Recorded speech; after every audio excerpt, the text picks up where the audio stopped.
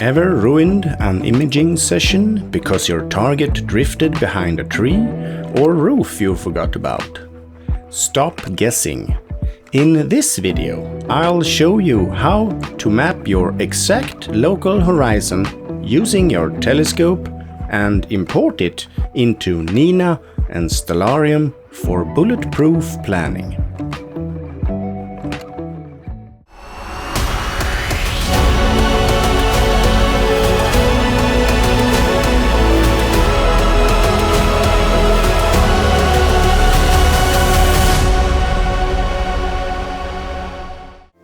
We have all been there.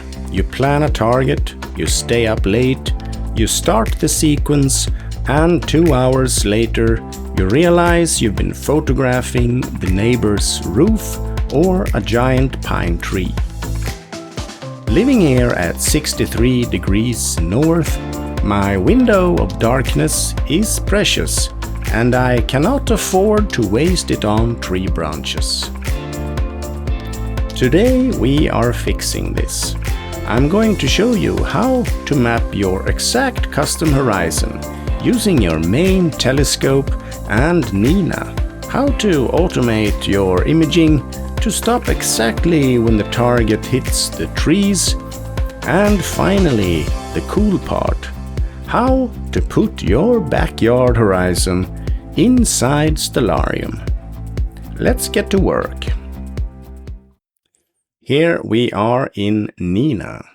Now, before we get started with creating the actual horizon, we need to install a couple of plugins.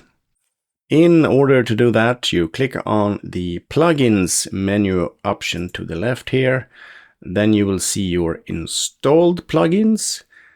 As it happens, I already have one of the two plugins installed.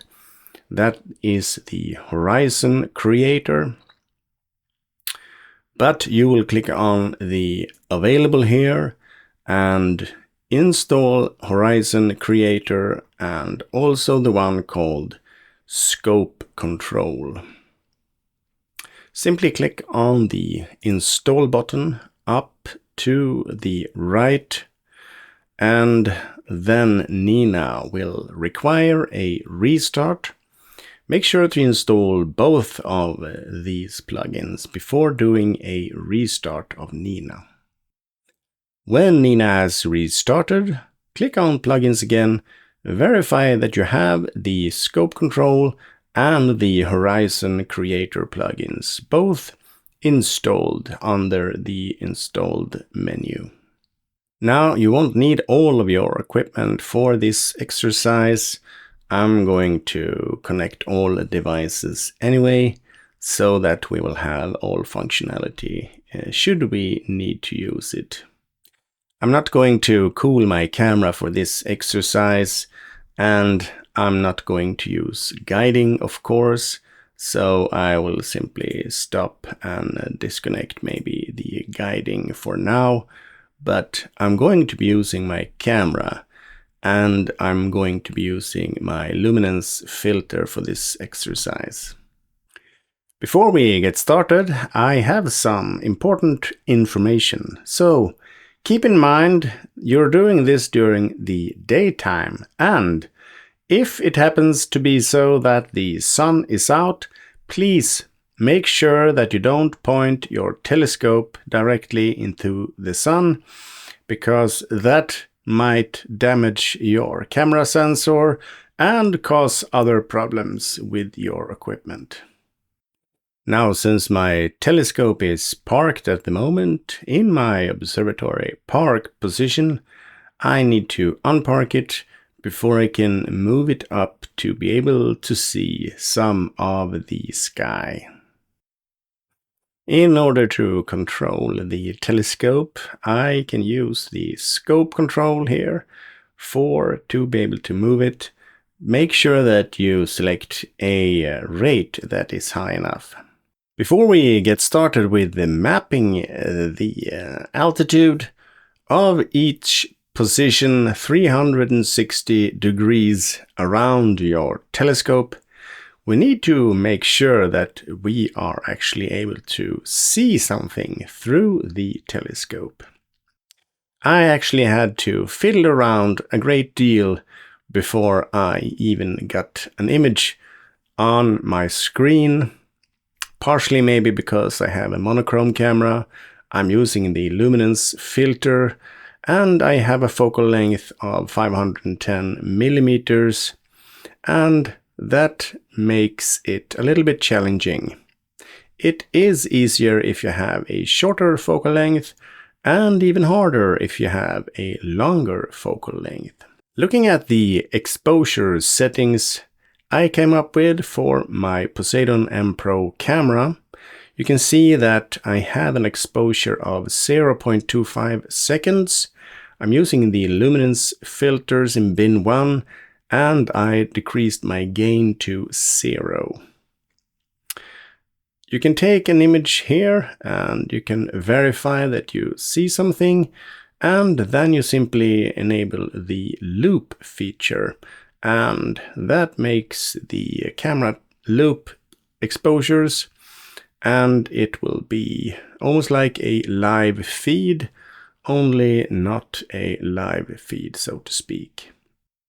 You can also use other software like SharpCap, for example, if you want to do this, but then you need to switch between softwares when you are positioning your telescope and marking the selected areas using the Horizon Creator.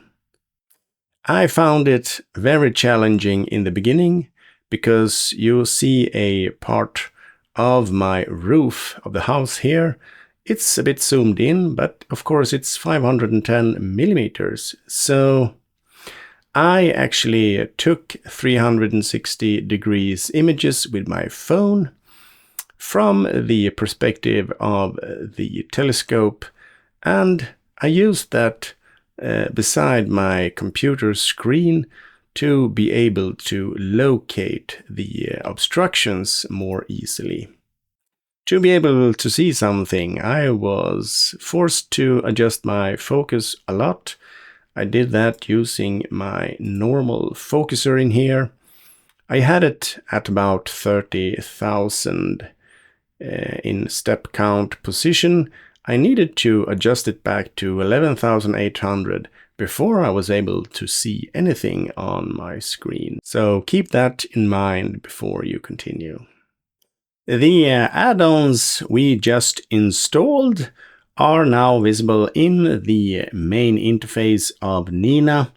You can see that I have my scope control here, and I've separated the azimuth chart also to have that visible at all times. And when we are adding points to the horizon here, you're going to be clicking the Horizon Creator tab in the main image window. And here you will be able to add and save all your horizon points. Right now it's empty, but we will soon start to add some altitudes here, going all the way around this in 360 degrees.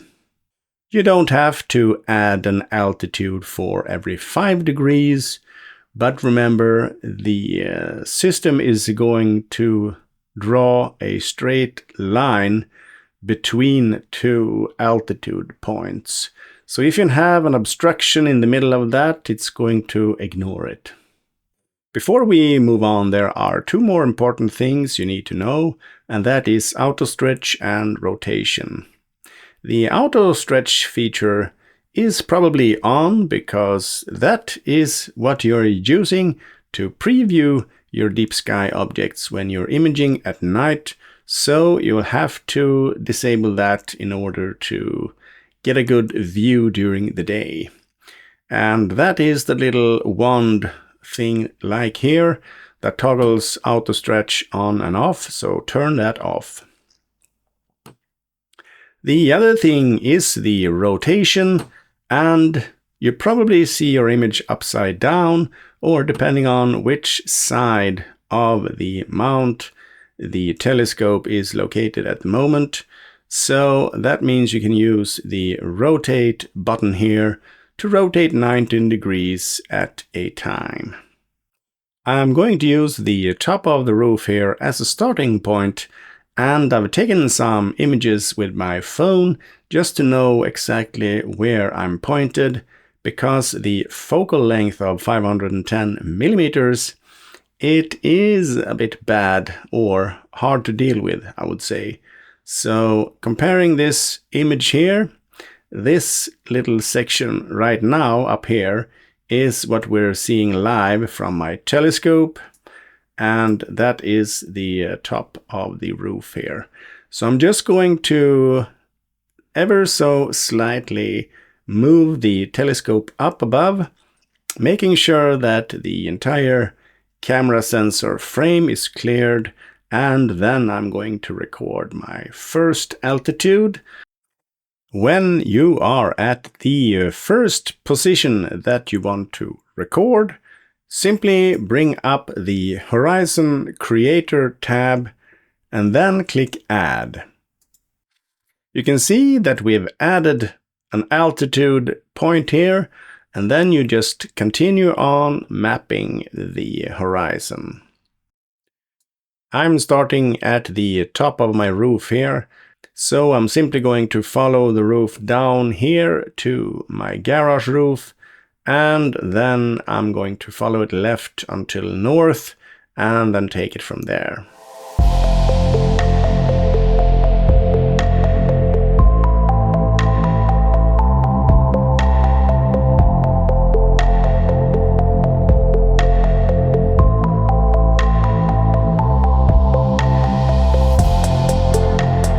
Now I've mapped a few altitudes here, and I'm coming up to some trees, and I have to change the focus drastically from being around 12,000 on my house, and now I'm at around 23,000 to be able to view the trees here. So I'm quickly going to show you the image again. I started up here, I went down here, and then I went left over the garage roof here, and now I'm at the trees here. So I want to cross over these and map out the horizon. And now you might want to rotate again so you can better identify where you are, because you can see now that since I've rotated my telescope, it is not in the correct position. So I'm going to rotate again, and now you can see that the rotation is correct again here. So that makes it a little bit easier to map out the trees here.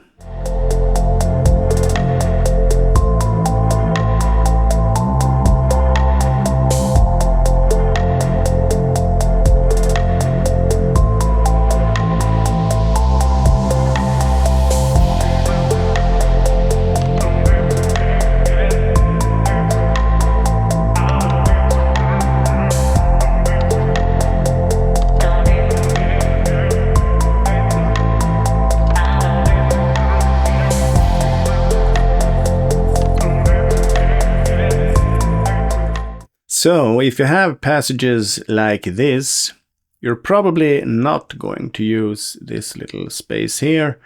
And this is about 15 degrees, the top of the birch tree here.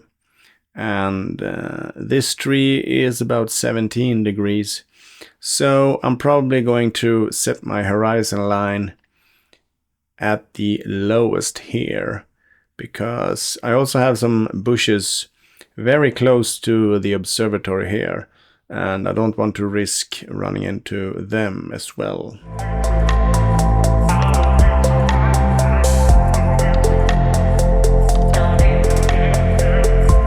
Once you made it all around, make sure that you click Save and save this horizon file in a folder of your choice.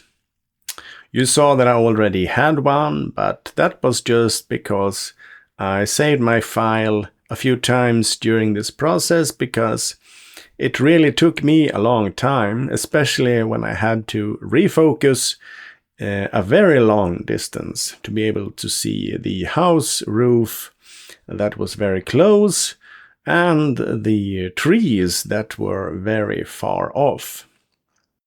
So this part is done. I'm going to park my telescope now and close the observatory, and then we will get started adding the custom horizon here to N.I.N.A. I created a copy of the horizon file, called it horizon_observatory.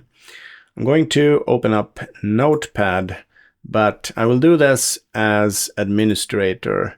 So look for that and open it as administrator. Now we are going to open up the horizon file that we created.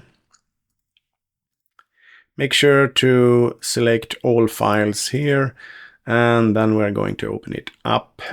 In the file you will see the azimuth and altitude numbers. If you are happy with the mapping that you did in the Horizon Creator, you don't need to do any adjustments whatsoever. I took some notes on the side, and I want to remove some of the rows in the file here because they were a bit unnecessary. You can see here that I have 346, so I'm actually removing these in between, and I'm going to save that file. I can now open up N.I.N.A once more, and we are going to configure N.I.N.A to use this horizon file. You don't have to do anything else because it is already in the right type of format since we created it using the Horizon Creator plugin. To use it, simply go to Options, and in the General tab here we have a field called Custom Horizon. Before we select the file, you might want to put it somewhere where you know where it is. Right now it's in the Documents folder for me. I don't want to have it there, so I'm going to put it on my local C drive, Program Files, in the N.I.N.A folder. So I'm putting it in here, paste. I'm going to click on the 3-point button here, select C, Program Files, N.I.N.A, and then scroll down and select Horizon Observatory File. Now, all that I need to do is to restart N.I.N.A once more. When you have restarted N.I.N.A, you can click on the option again just to make sure that you have the correct file there. And now we're going to test it out. I'm simply going to open up a basic sequence that I used the other night for imaging, and now you can see that I have my custom horizon visible here in the sequencer. And now I can quickly see here that the object IC410 is available from around 5:30 when it gets dark here until maybe 2:30 in the morning. And then I will have to switch targets because the observatory roof here will obstruct my view, unfortunately. But then I can also know that if I switch to the other target, LDN 1235 here, for example, I can see that this target is visible all night. Even though the observatory roof is here, it doesn't matter because this target is too high in the night sky, so I can safely image it all the way until 6 o'clock in the morning. This feature is of course also available in all of the other windows and functions within N.I.N.A. For example, if you're using the Sky Atlas and you're browsing through objects here, you will instantly see them in relation to the custom horizon that you put in, and you can see which of the objects are available and for how long. You can search for one.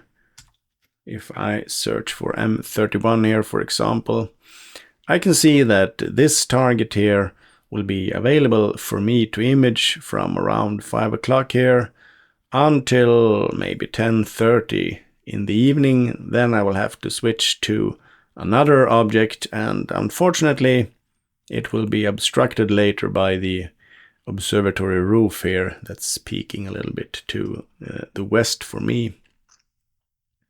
But you can use the search features in N.I.N.A here, and with the help of your custom horizon you can plan your evening. Now you have the custom horizon in N.I.N.A, but what about Stellarium? Can I use the horizon file that I just created in Stellarium as well? Well, of course you can, but there are a few configuration steps that you need to do before you can select it and use it in Stellarium.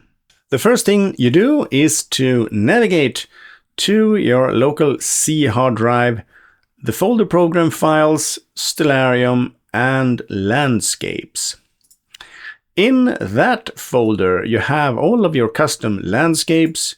So what you want to do is that you want to create a new folder here. Call it Observatory, for example. Before we paste our custom horizon file in here, we also need a configuration file. And it's easier to copy an existing one than creating one from scratch. So I would suggest go into Geneva, for example, copy the landscape.ini, and then paste that into the observatory folder that you just created. Into that folder you will copy the file that you created and used in N.I.N.A, but before we move on we need to make some adjustments, and in order to do that we're going to use Notepad. And never mind that my Windows is in Swedish now, I hope you can understand anyway. But right click on your Notepad, run as administrator, and then you will get your landscape.ini file. The important thing here is to give it a name. Any name will do. You can also put an author if you want, and a description. Now this is not crucial, but it might be nice to have it. So I have the name, author, and description. I have the type. I don't change anything here. The next step is to copy the name of your horizon file and paste it after polygon horizon list. That is the crucial thing, because now it will get the azimuth and altitude readings or data from this file. Then you can go down to location, and you don't need anything here, so delete everything and then save the landscape.ini. We're also going to open up the horizon file and just check it, because my file was a bit disorganized. Make sure you select all files here and then you open up your file. And just check here, you don't have to put any commas or anything like that, but I noticed that my file directly from N.I.N.A, it was not sorted in order.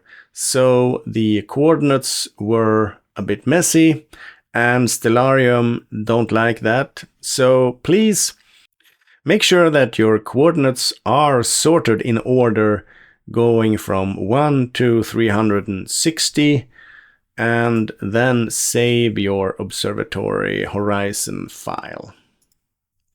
Now you can start Stellarium. Wait for it to load, hopefully. When Stellarium has started, you simply go into the left menu, select Sky and Viewing Options, click on Landscape, and hopefully you will have your newly created observatory. As soon as you click that, it will be activated.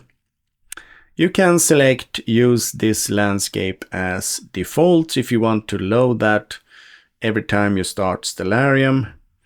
And now you have the custom horizon line. You can see whatever is available to you.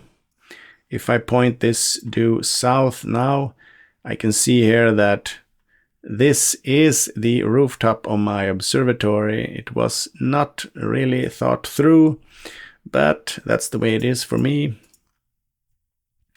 And now you can make planning decisions based on whatever is available for you in the night sky at that time, and you can plan your sessions maximizing the imaging, and when the object is closing in on the horizon line here, you can select another object or go over to north here and continue imaging if there is time during that night. If you quickly want to switch between viewing everything in the night sky and your custom horizon, you can use the G button on your keyboard. That will reveal everything or remove the ground. So I'll click on ground and I will see ground. If I click on G again, I won't see any ground. That means I also will see through the earth here, but that's okay. You can achieve the same thing by going down and clicking on the ground here in the menu, and then you will get your custom horizon.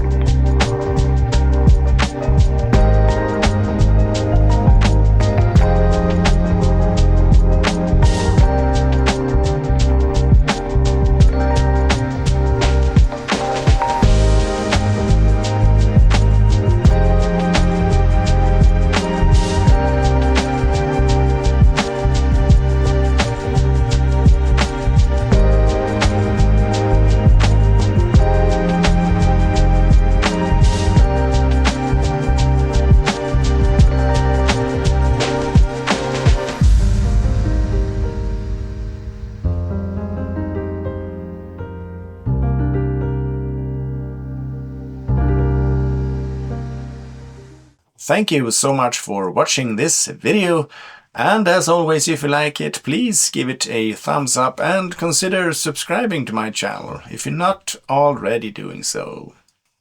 Until the next video, I wish you have clear skies.